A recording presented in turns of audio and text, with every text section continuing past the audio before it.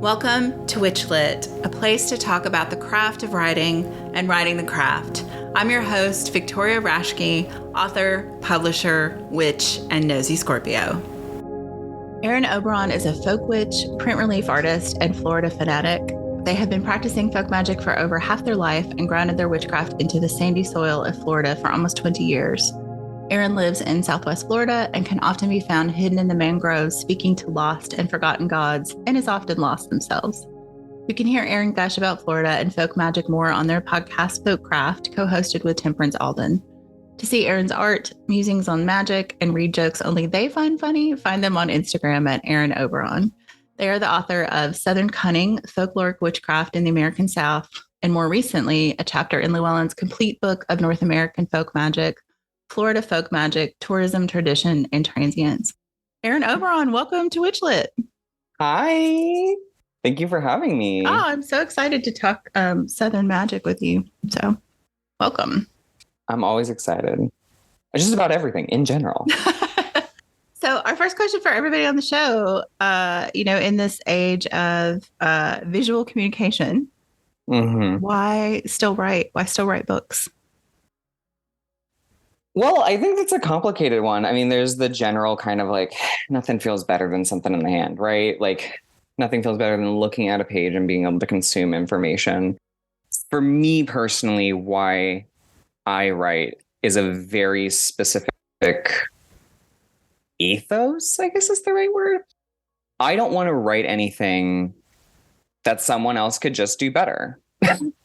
I want to write something that doesn't already exist most of the time. I can everything is borrowed from everything else, but I want to write something for the people that don't have that representation. And I want to make sure that if I'm contributing something, that I am the right person for that job. So when I write, it's because it's not out there. If I'm talking about the South, it's because not many people are talking about the South.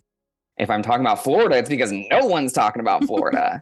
And I want to, if I can, lessen the research nightmare that is, what's the magic of the place that I come from? I think that's probably the biggest one, is lessening, because everyone's still going to have to deal with it. Listen, our traditions have been oral traditions. And why write? Because we are losing oral traditions, because people stopped listening to the grannies and their grandpas and their granddads. We don't listen anymore, and we're losing a lot. I know this because in my own family, we have lost oral traditions so much. And writing is one of the best ways to preserve that, because we've lost so much for ourselves. Let's stop losing. Let's keep things alive. Yeah, I think that it's funny. I've interviewed a couple other folks who had chapters in the folk magic book. And I think that has kind of become a refrain, that idea about the oral traditions and why we need to write this stuff down now, because we are losing these people and we are losing these traditions. And it is super important. So I'm glad you're doing that too. I'm glad these voices are getting captured. So you actually have another writing credit before your book with Moon Books. So do you want to talk about like how first getting published was like for you, and kind of what that journey's been like with your publishing? Yeah, it was a little bit of a wild ride, because I had this mythology about big name pagans, right? I don't think we use that term anymore. So some people might be having like flashbacks. What's a big name pagan? A big name pagan. These are the people, like, 90s and 2000s were dominated by like the same 5 voices. Not specifically 5, not saying any specific names, but when we think back to witchcraft in that era, it's totally defined by big names. So big name pagan became the shorthand for it. And I think I was still, even though when I did get published, this was 2018, and I had been published once before that, actually, in a anthology about queer magic, I still had it in my mind, like, oh, I could never get published by a real publishing company. And I'm sure like nonfiction or fiction writers also have this kind of fear of like, well, who am I? Why would anyone pick me up? So I was going to self-publish. And I actually, I was looking through some old material today, preparing for this interview, and I saw the logos for the company that I was going to start so that I could publish myself. And it was just this weird, like, oh my God, I can't believe I didn't go that route. I realized how much hard work it would be to self-publish, like straight up. And I said, you know what? I don't think I can do that. I really don't. So I tightened things up. I started social media. I started my social media for the sole purpose of like, no, I'm going to show them that like I have a voice and a point of view and I can do things. And after a couple months of building a social media presence and like feeling more confident, that's when I submitted the book to Moon. Mm-hmm. And the support was like really overwhelming, which shocked me. Like I thought that I was going to have to shop around, right? Which shows my level of confidence back in, this would have been 2016 even. I started writing the book in 2015 because it was just a journal. Mm-hmm. It was literally just a journal that I was keeping on this experimentation of like, okay, well, let's take these stories and turn it into magic. And it was pretty streamlined after I submitted it. And people were like, yeah, I think this is pretty decent. We started going for it. And we had a couple rounds of editing. And before I knew it, my art was in my own book. I was able to design my cover with help from a digital artist. Mm-hmm. And my name in my book was out there, which that was the hardest part, was being public. You know, mm-hmm. Before then I had my little Instagram, I had a blog, I had a website. Website's now defunct because that costs money. You know, it's a lot more expensive when it's not bringing in any money. It's a lot of money to spend, especially I closed it down during the pandemic because mm-hmm. I couldn't have $30 a month going to that when I didn't know what was going on in the world. So, but the hardest part of the publishing process for me was being out in the world, right? You're having your art consumed publicly for the first time. And this is something I wear my heart on my sleeve about this a lot, because a lot of my friends who have since been published, every single one of us have gone through this, and people before me went through this. But I didn't really have anyone to like tell me like, no, this anxiety that you're feeling is totally normal. It's mm-hmm. okay. You're not alone. I didn't have that voice. So now when my friends are getting published, I'm like, you are going to have postpartum hard, and you need to lean on people. And your book is good, and you deserve to have your words out there, and your voice matters. Because having my book out there, for every 100 fantastic things that were said about me, there was 1 to 2 death threats, and that shook me. Mm-hmm. And I'm already although shocking because I talk a lot and I'm very good about talking about myself. I'm very private. So when people were like,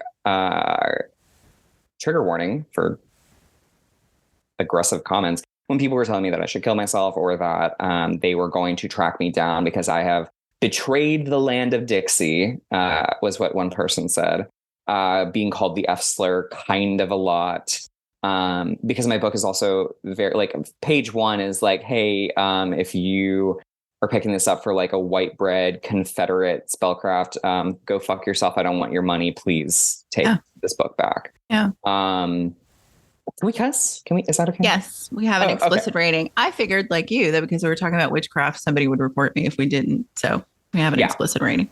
Yeah, no, we need it. So especially with me, because I don't know how to watch my words. Ironic for a writer and a podcaster.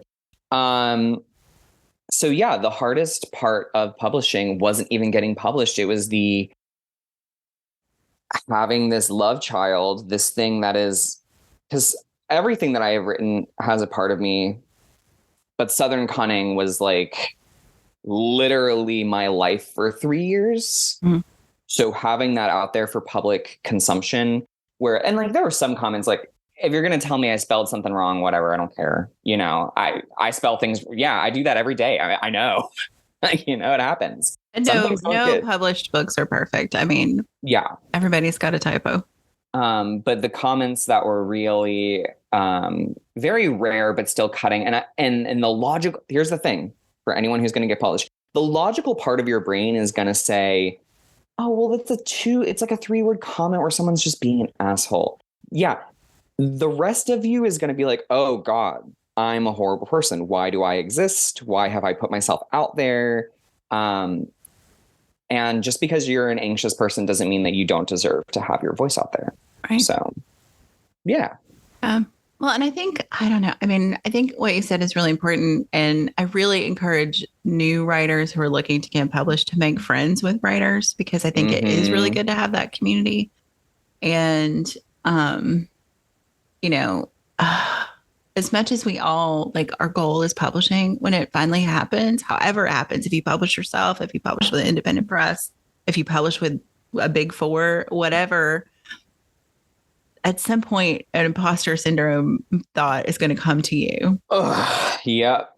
You'd like, someone's going to figure out that you don't actually know what you're doing. And sometimes that won't be until you start to write the next book and you're like, how do I do this? But it will come, and it's good to have people around you who can go, no, that's just how it is. Yeah, for sure. Imposters, I had like blocked it out of my mind. That's why I wasn't, when you said it, I had a physical response to that. I think I especially had a deep response when Southern Cunning came out, because and I've said this in every interview, that people who have heard me before are going to be like, you say the same damn thing every single time, but it's true. In my life, I was a backwoods redneck to everyone who met me. In my family, they were like, you should go live in the city. You're such a swishy, I was like way too northern by the standards of everyone in my family, and was made fun of for that. Because I lived half the year in Maryland with my father, who was raised by his grandfather in Marion, North Carolina. So raised incredibly Southern value-wise, but in a debated Southern zone. And then I lived in Florida, which everyone loves to shit on for a multitude of reasons, one of which being not Southern, because they've been to Orlando and they think they know everything about this place now. So, I will throw so much shade at people who think they know what Florida is like, because they have no idea. Because they've only been to Orlando. Yeah. Or they've been to Miami and was like, yeah, it has clubs. What are you complaining about? You know what I mean? They think that is the encapsulation, when really Florida is about 500 different culture groups all smashed together, and everyone has guns. That's what we're dealing with here. Yeah. And there's a meth explosion somewhere on county lines. So the imposter syndrome was very much this deep, you're not actually Southern. Why are you writing about Southern magic? My family around me is like, oh yeah, we're Southern, but still this pointing finger of like, but are you really Southern? And there's also homophobia in there, right? Because to be queer is to not be Southern. You have to eschew your Southernness, because that's just not a part of our values. When the reality is, we've always been here. Can you say Tennessee Williams out loud? I mean, come on. Right? Queerness is Southernness. Drag has been a part of the South forever. I just went to an amazing talk recently about the queer history of Southwest Florida. And at that talk, the speaker literally elucidated history from the late 1800s to today of queer performance and queer existence and queer art in just one small region of Florida. We are the South. The South is not a monolith. So it took me a long time to get over that. And I don't want that to scare people away, but I do want people to know that they're not alone. That's why I tell these stories, not to be like, oh, pity me. You know what I mean? Because I'm still out here. I'm still writing. I'm still making my art. I'm still putting myself out there. I almost didn't. And for about a year after the book came out, I withdrew. I withdrew hard. I stopped writing on my blog. I really stopped engaging with people. And I would get so many love letters. People just like, thank you. I feel seen. I feel like I can explore my region. I feel more connected to where my parents are from. Like, I got these amazing things, and I just didn't have the emotional bandwidth to grapple with that. And it was through making some really dear friends right on the fringe of me about to leave social media one of which is in the complete book of North American folk magic, Via Hedera. Getting to become friends with Via was something that really re-sparked my interest in community. And then I made some other dear friends, Austin over at Banex Bramble, Maddie Diana from Hollowed Bones. Like, Instagram, shockingly enough, became this place where I was like, you know what? There are other Nick Pearson, who has written the only books on crystals I will ever recommend. These were the people. He's a lovely, lovely person. Love Nick so much. He's so perfect. And he's so smart and discerning. And I had written off crystals, right? I'm like, whatever, I'm done with this because there's so much bullshit. And reading Nick's stuff is like, you know what? Okay, there's something here. Because there's at least one person out there getting rid of misinformation and making sure people are safe. And but those were the people that, like, getting to know them really, really got me back into writing. Because I think if I had been proposed to for writing about Florida in that time period, that postpartum, I don't think I would have done it. Yeah. I would have been stuck in that cycle. I love the chapter, especially the Possum Queens. Yes, I'm glad I did too. I'm so glad that I wrote this. It makes me happy, which there's a success story, right? Like, I can look at my writing and be like, no, I'm happy about this. Yeah.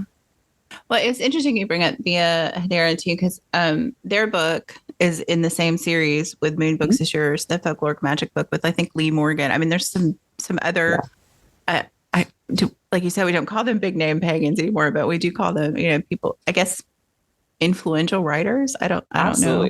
So and Lee Morgan is in my like list of like, you have inspired me as a writer.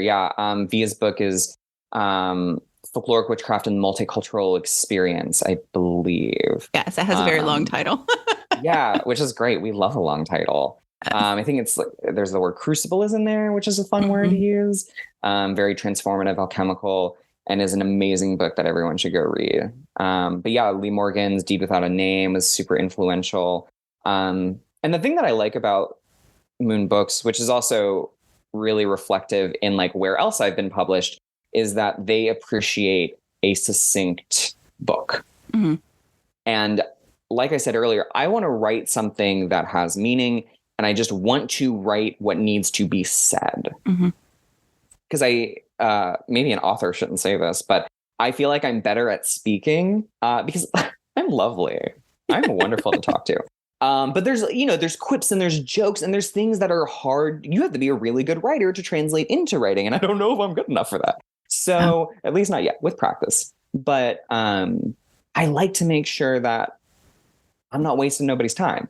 So Moon Books appreciates a book that is dense, but they never once told me like, you need to fill out word pages or page counts. I mean, I sent them the book as was, right? Like, there was no like back and forth process of like, add this, take this out. So, which I was really blessed for. I was able to really tell my story. Yeah.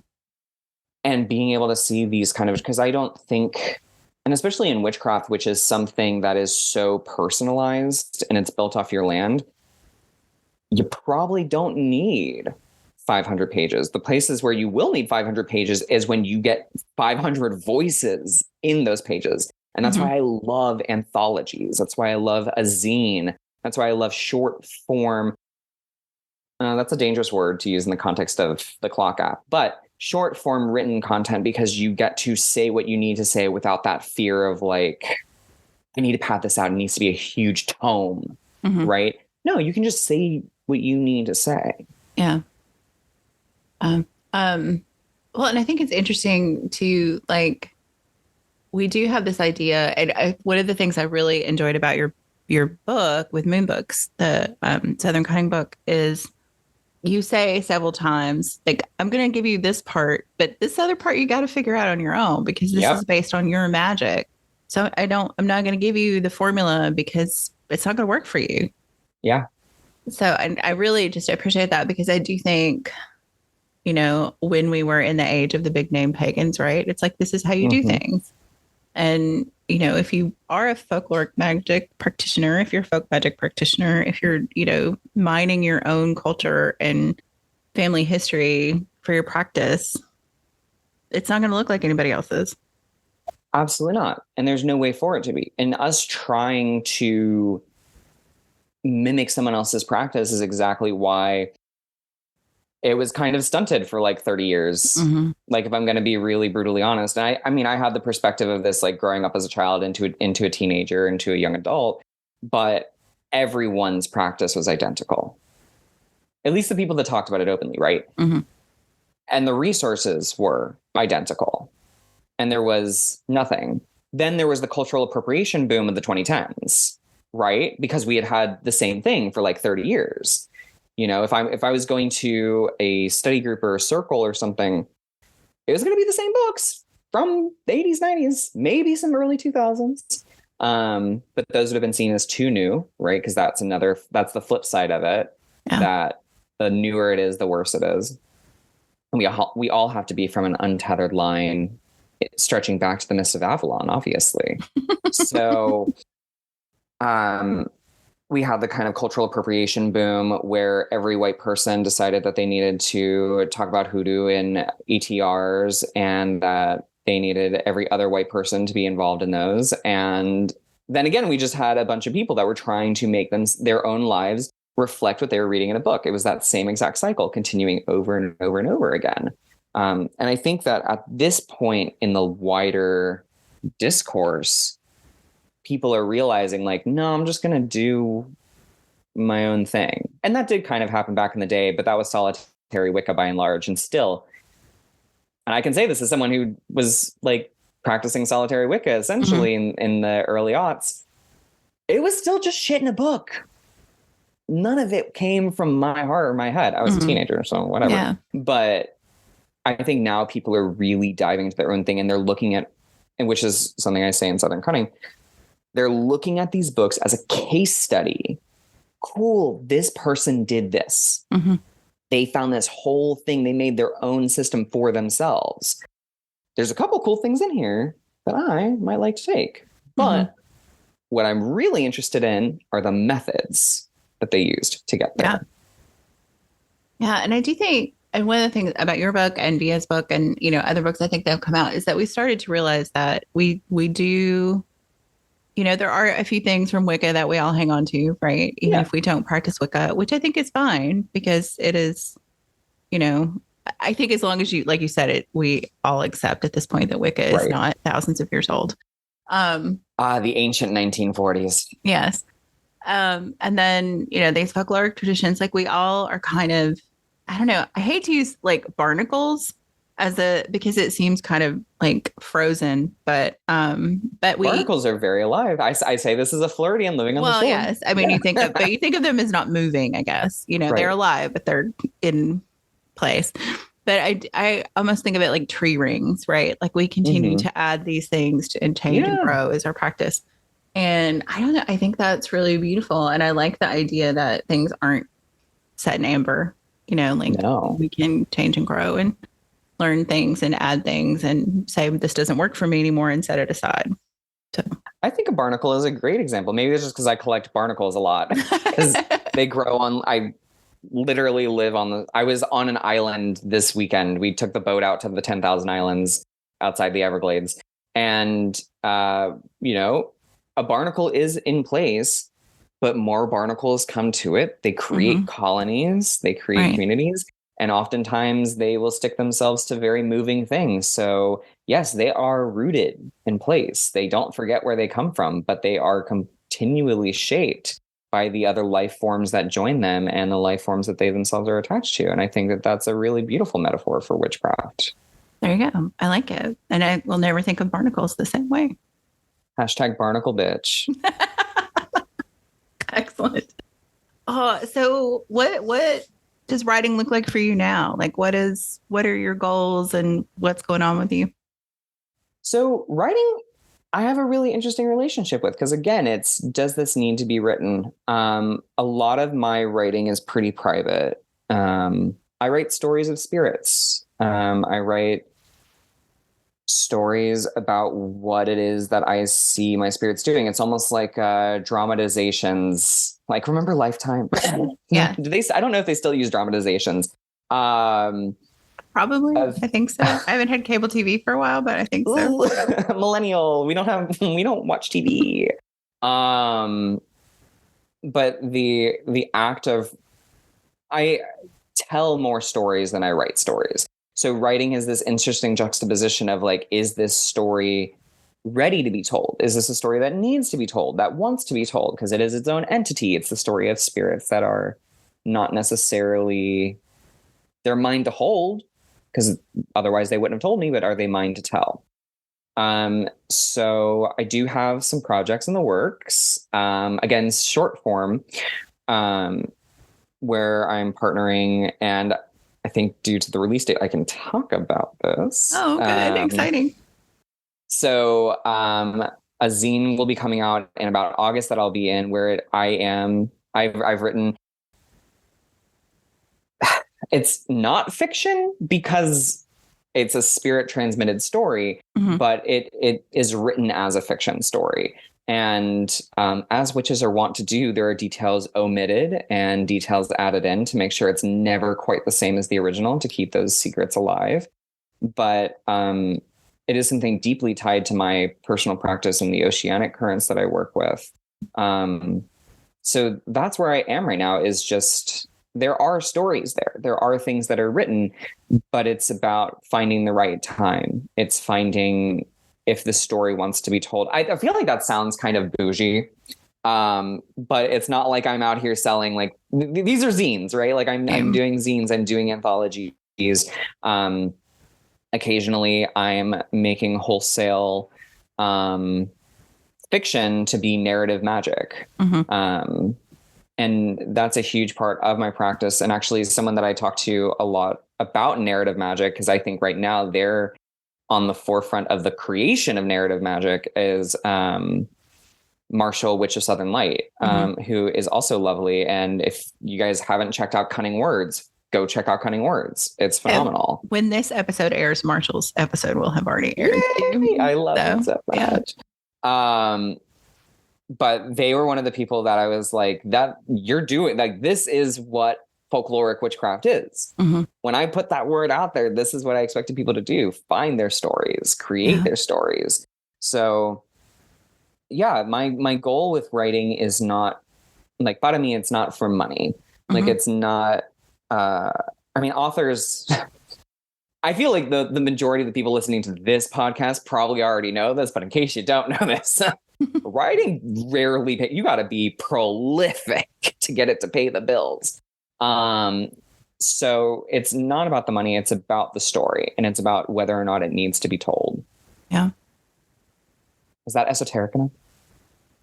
I mean, is it esoteric though? I mean, I don't know. Like, I think about, it's funny you say that, because it is about the story. And, I write fiction, and I'm currently working on a nonfiction book, but I write fiction, and, it's about witchcraft, and it's about found family, and, all of those things, which to me are their own kind of myth buildings. And these people become real to me.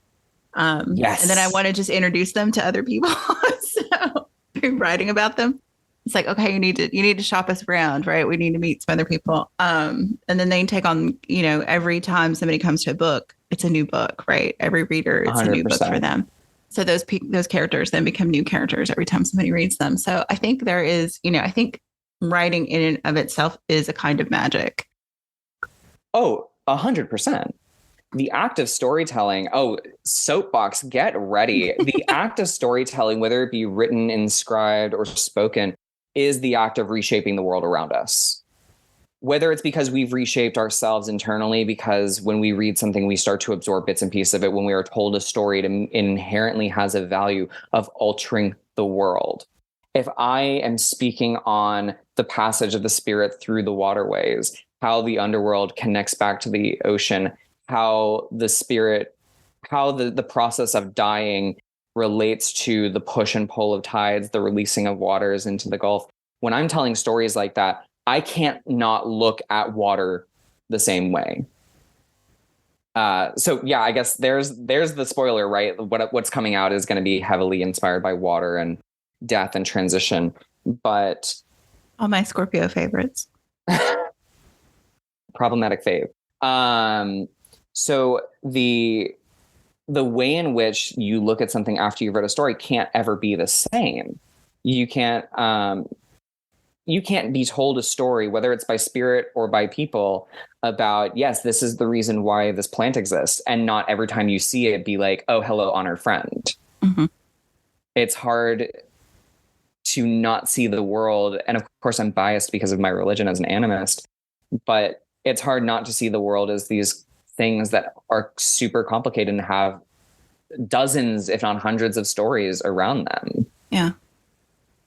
Well, and I think that, I don't know, I think being an animist as a writer is its own kind of gift, because you do start to think about the world in story, like everything, like your coffee mug you drink out of in the morning. Like, where did it come from? Like, yep. Where is the clay from? Where, who touched this? Who put the glaze on it? Everything has a story to it.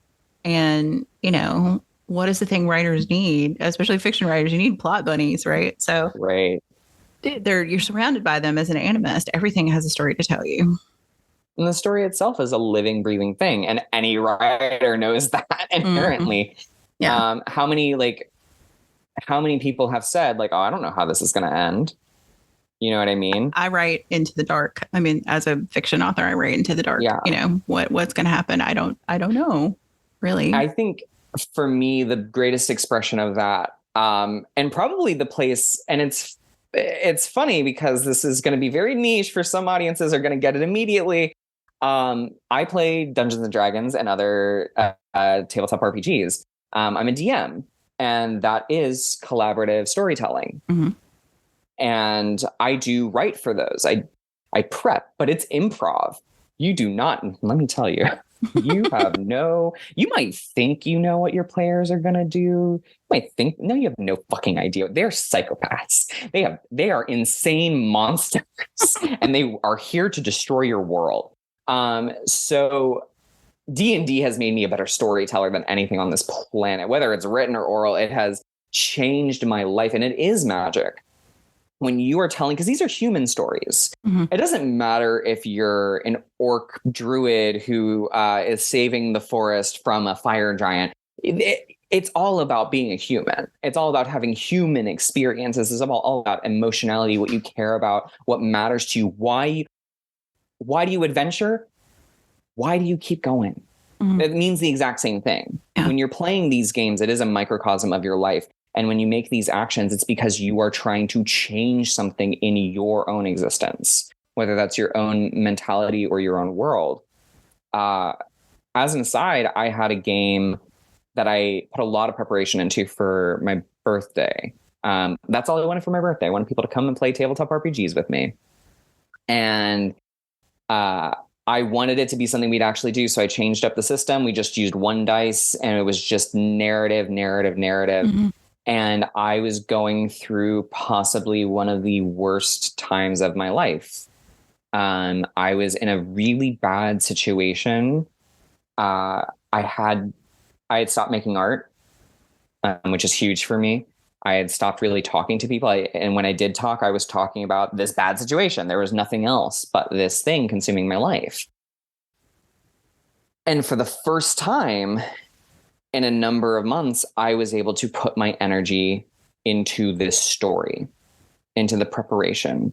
And the writing was mostly done on my notes app, because I can't have a million papers spread out, not when I have to start thinking on the fly, And I had this story ready and prepared. And up until we started playing the game, I was still like looking around the environment and adding and changing things and things. That's the malleable beauty of this medium, is that you are writing, but your writing is not fixed in stone. It is there until the moment the words leave your mouth and is heard by other ears. And that's when you start shaping reality together. And it was so cathartic. It was so transformative. It let me scream and rage, the things that I don't do because I'm incredibly polite. I'm very Southern. We keep our feelings to ourselves. But this game allowed me to channel it into characters and conflicts and a world that needed to express these things. And it was a game about cycles.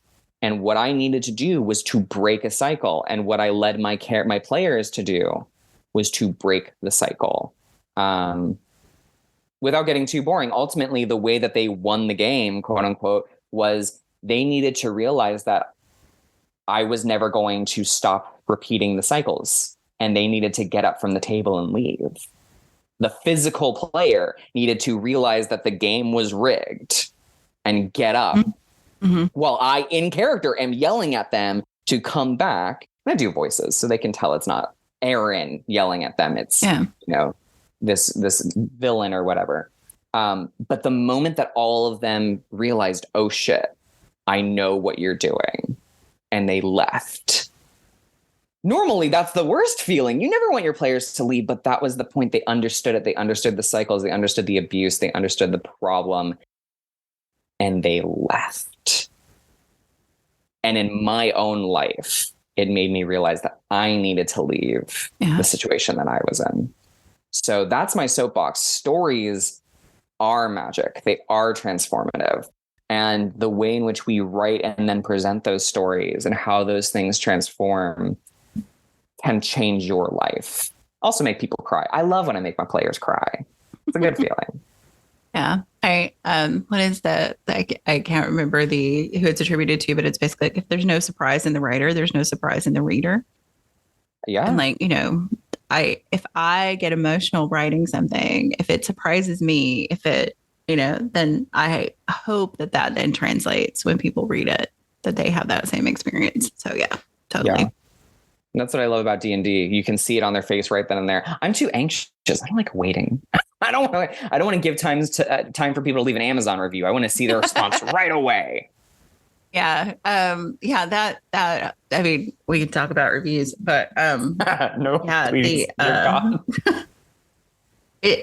there is a time delay, because by the time that book, especially with as I wrote, the first thing I wrote was like a 4-book series, right? And so by the time people have read the first book, I am finishing the second book, and my brain is in a different place. And you're already planning book 4, like you. Yeah. And so you're just like, okay, wow, that was not where I thought that was going to go. And it wound up like some of the things that, especially writer friends who were beta reading more so than like reviews, were like, did you consider this? Like, and I had left myself seeds for other things that I didn't even realize were in the story until I started writing later. I love that part. I love the part when they're like, ooh, what did this mean? And you're like, yeah, that was a really significant thing that I meant there to be. Yeah. One of the things created a running joke through the whole series. Beautiful. Perfect. I had not anticipated happening. And I think that's the best thing that you can do is leave yourself space for surprise. And I say that as I write primarily nonfiction, and I do not leave myself any room for surprise. Right. But I mean, but if you are writing stories then you are doing that too. I mean, in your not fiction stories, I guess. Nonfiction, fiction. Yeah. No, I absolutely do. Yeah. The stories, and then the fiction that I do write, which again is just consumed in this tabletop environment, but is still absolutely writing. Like I always joke around with my table that like, oh, I don't do prep. I don't prepare for session, because I don't sit down. I don't script anything. And because there's a difference between writing and scripting, right? I don't script anything, because I scripted things, I just wasted so much time. Yeah. But if I build a world and I know the people and the creatures in that world, I don't need to prepare, because I'm already there. I'm entrenched in it, and I just respond. That's why I love this game, because it's a game of writing, creation, building, and then responding. And you just have to let other people. There's something really freeing about giving creative control to other people and saying yes and being like, I never expected you to scale the side of the tower instead of going inside the tower. So, yep. All right. Now the story is different. And you're going to figure out that there's no princess to save. And in fact, she was going to kill you all if you got into floor 3. So you bypass all that. You know what I mean? Like, Like I did all this work and you didn't even go in there. Oh, mama. Every time. Every time. But we here's the thing. Play at our house. My son is the DM, so I'm familiar with it. That was not what y'all were supposed to do.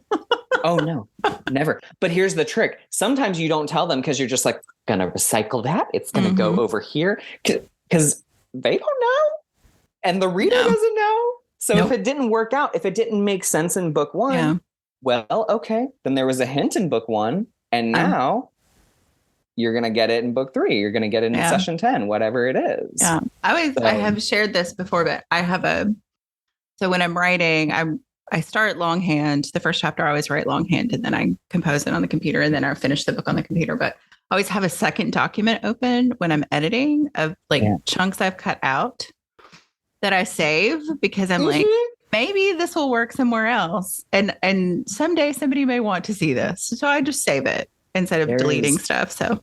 Oh, there's so much from the Florida folk magic that was cut out.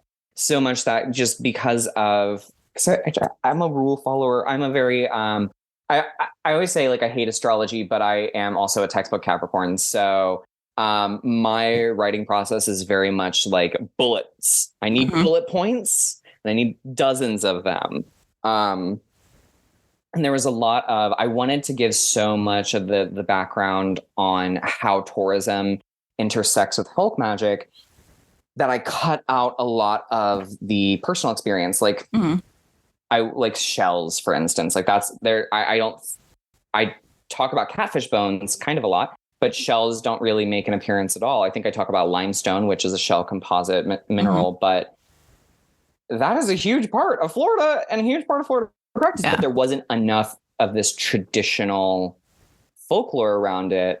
So I'm like, you know what? People can figure out the shells on their own. Yes, I do have my own practice surrounding shells and how they're used and how to implement them magically, but it needs to get cut. And maybe one day, I mean, again, there's this aquatic publication coming out. Maybe some shells will get thrown in there. Yeah. But I very much am like, well, bullet points D through X are going to have to go over here. And I don't know if I've ever said this on a podcast before, but back when I was going to self-publish Southern Cunning, it was going to be a 2-part book. And there does exist a like appendix of spells that are just taking apart the stories from about, everyone associates my book with the silver bullet, and I get it. I quote it in one chapter. I went back and I looked at it. I don't quote it that much, people. But I do quote it extensively in the initiations. But I cut out a bunch of other folklore books because I was like, oh, this is getting too much. This is getting wordy. It's getting, and I didn't want it to be like a how-to book. Like I didn't want to hold anyone's hand. So there is a drive of like, I think I stopped at about 30 pages, but like 30 pages of spells and rituals that are just taking apart folktales and then finding the magical bits, whether it's through the storytelling devices or through like actual magic being done in the stories. So yeah, I very much vibe with the fact that sometimes you got to cannibalize your work. Yep. Agreed. Well, and that was, I mean, so with my series, I think it's the most I've talked about my books on a podcast. Sorry, y'all. Do it. So, I want to know. So the series, it's set in a tea house. And so there's a lot of food and a lot of spells that happen in the books. So several people said, hey, I would really love the actual recipes for these things. So we did a companion cookbook and spell book for the series.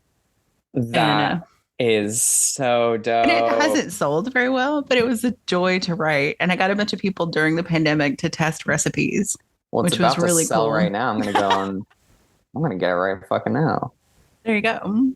A magical tea house spell book. That is my shit 110%. Yeah. So yeah, but like you said, it was about the story for me and it was a labor of love and I thoroughly enjoyed it. I mean, I have a background in I taught culinary school and I was a caterer. So, you know, like it was in my wheelhouse to write. And I was like, sure, let's do it. Let's make all the recipes from the tea house. That is so fucking cool. I mean, you see that kind of thing all the time with like the food of Game of Thrones. But it's never a labor of love for those people. It's always like all right, what kind of weird fucking pork were they roasting in this scene? What, Like, were-pig are you yeah. eating? Yeah. I would eat were-pig. It's the same as long pig, right? Yeah, I think that could go into some interesting territory really quickly. Yeah, but no, it's just, to me, like, writing is something I can't not do. And I think that's true for a lot of writers. And, finding the joy in it, finding, the love of the story. Yes, it would be great to pay the bills. And that's always the goal, right? That you could do this full time and do nothing else. The thing I have discovered as a writer, and other people who go down this rabbit hole will probably figure out too, a lot of people who are making money as a writer are making the majority of their money selling shovels to other writers.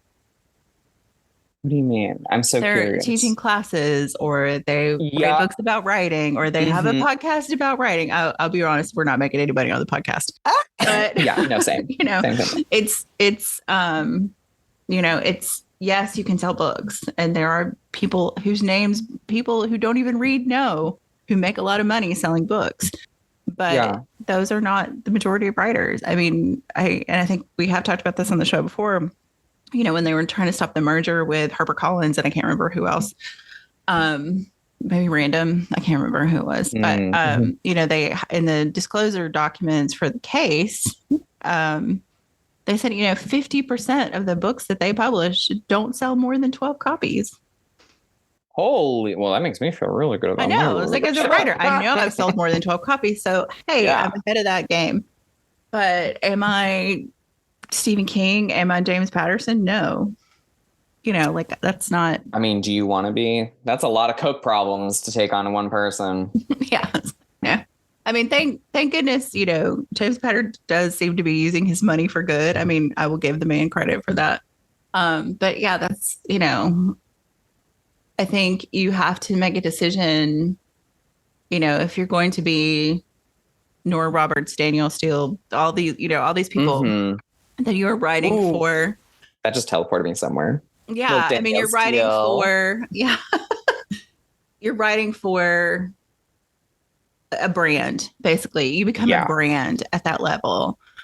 And that takes away some of your freedom as a writer.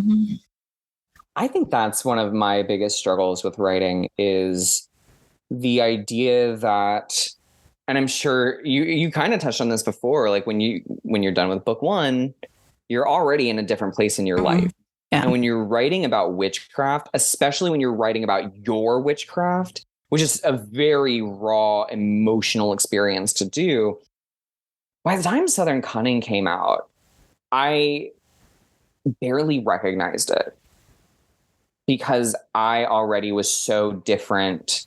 Because again, this is a book that started in 2015, came out in 2018. Yeah. That's a long time. Yeah. It's a long time. Your practice has evolved. You've evolved as a person. And I don't know about you, but sometimes I go back and read stuff and I'm like, did I write that? Oh, yes. Oh my God. I'm so glad. Yeah. Literally all the time. I will go back, and there was a time, again, not to completely rehash, but when I was going through that, especially like the year after it published, where I was like, oh God, people know who I am. I couldn't look at the book without getting an immediate anxiety attack. Again, I'm an anxious ass person, ladies. Your girl is a little anxious chihuahua all the time. So I didn't read the book for 3 years. And then my friends were telling, one of my friends is like, oh, I want to cite your book. Is that okay? And I'm like, I guess. I don't know why you would. Mind you, all the time I'm being told how good it is. And I'm seeing the sales reports, and I know it's pretty damn good. Did you notice how hard that was for me to say? Your voice got really high. Yeah. Yeah. I'm familiar with that feeling. Yeah. And I reread it, and I was like, it did feel like I was reading someone else. And in the process of it feeling like I was reading someone else, I was like, oh, this is fun. This is good. But it doesn't, there were things that are consistent. Sure. Yeah. Because now we're even farther away from when it was published. Now we're in 2023. And the Crossroads ritual is still one that I use. Again, a witch has to change things up. I don't want y'all can't know all of my little tricks. Right. Gotta have some secrets. Yeah, no, there's power in secrets. We need to have our secrets. The spirits, for sure, are all still there. right? I'm still working with the same spirits that I've been working since I started this journey. The experiences still exist. The shock and trauma of my initiation are still there, which is very ironic that I'm so private. And yet I wrote a full book about one of the most traumatic experiences of my life.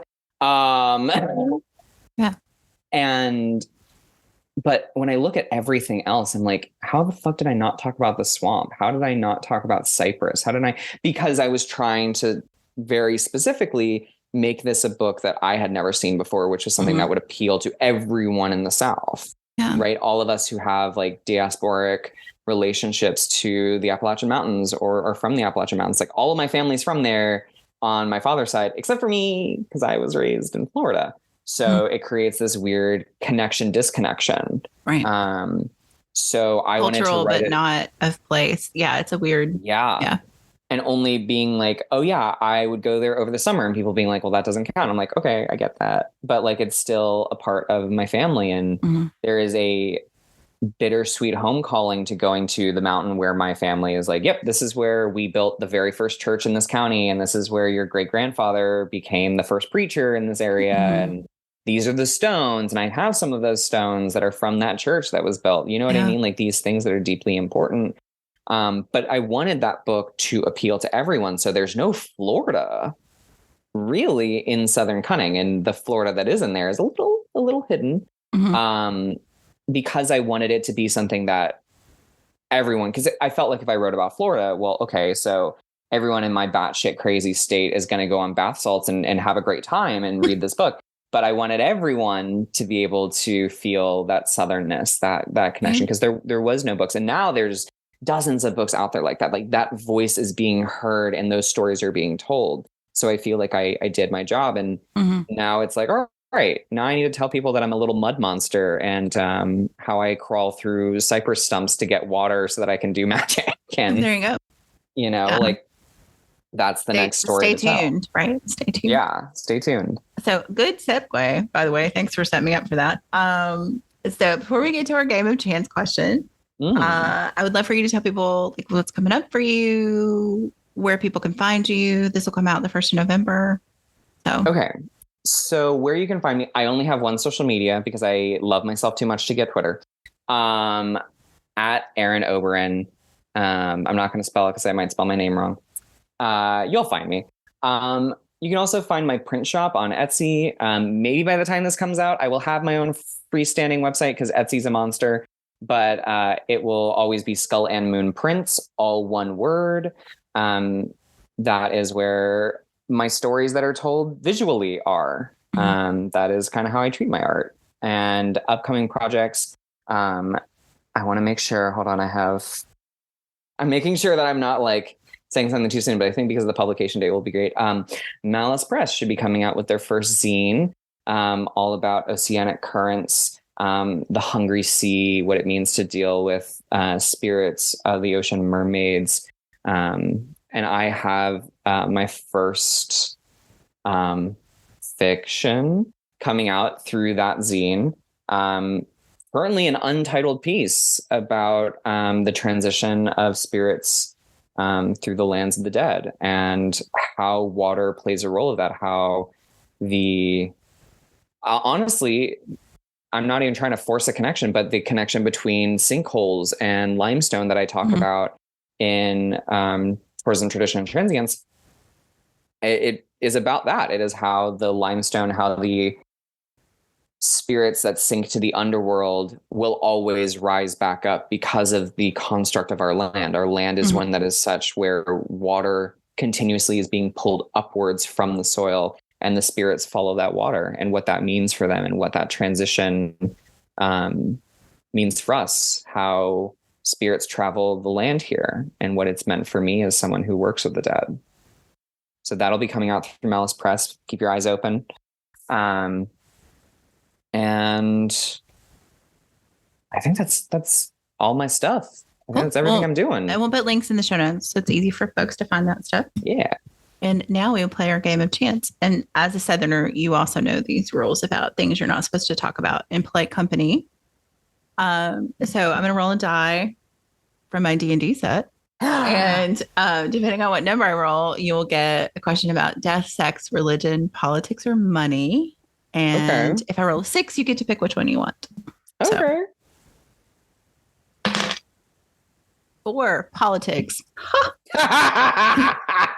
Listeners don't know that we already had a little political discussion before we started, but and this kind of touches on what we already talked about. So what do you think is important for witches to know or do in places like Florida and other places where being outside what the ruling powers currently deem normal? What do they need? What do they need to know? Here's the thing. If you're calling yourself a witch, you are placing upon yourself a mantle. You are making a declaration to the spirits around you that you are other, that you are queer.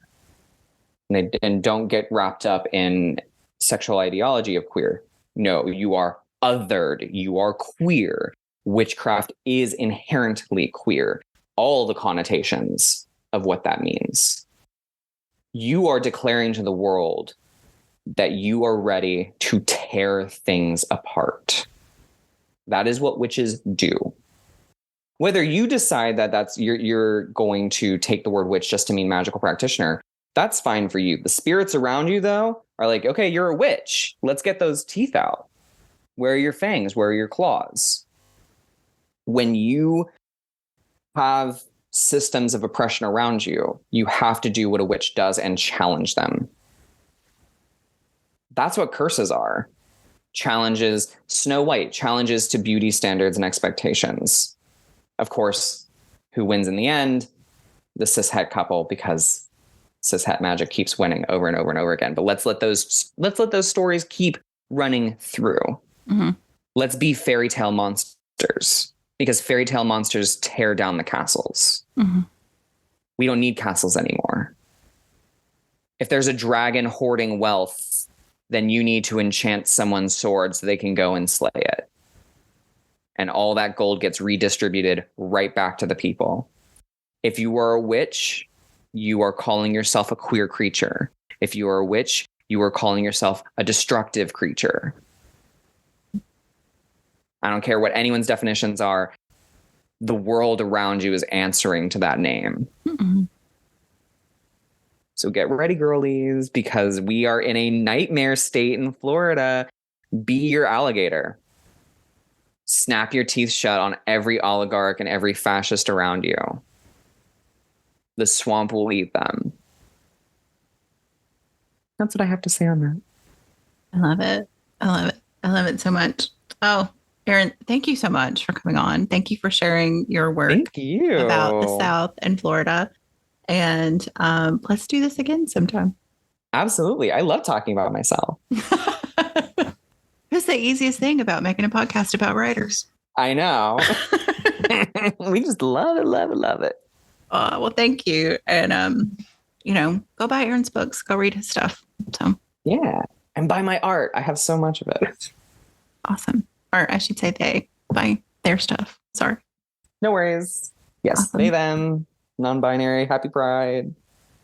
Happy Pride, everyone. Well, we're recording this during Pride. You'll listen to it during the spooky season, right after spooky season. So. Which is second Pride. Exactly. We are queer. We're monsters. It's our pride. It's our pride. Yeah. Awesome. All right. Thanks. WitchLit is a production of Thousand Volt Press and is edited by Julian Rashke. Our intro music is Cosmic Glow by Andrew Kay, and our outro music is Voices by Alexander Shanekar. Transcripts and all our previous episodes are available at witchlitpod.com, and you can follow us on Instagram at witchlitpod. Please help other witches find us by leaving a rating or review wherever you listen to podcasts. Thank you for listening to and reading WitchLit.